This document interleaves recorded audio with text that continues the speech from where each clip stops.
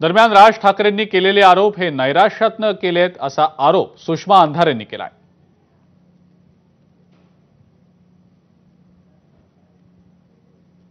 मला राज ठाकरेंकडून इतकं इमॅच्युअर वक्तव्य अजिबात अपेक्षित नाही।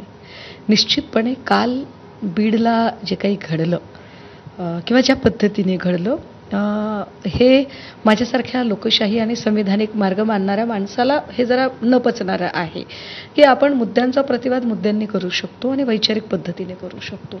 त्यामुळे जे काही काल जे झालं त्याचं समर्थन नाही कोणी करू शकत।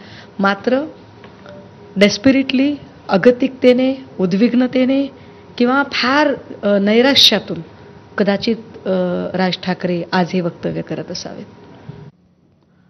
माझा मिड डे मध्ये आता वेळ झाली एका ब्रेकची। पाहत रहा एबीपी माझा।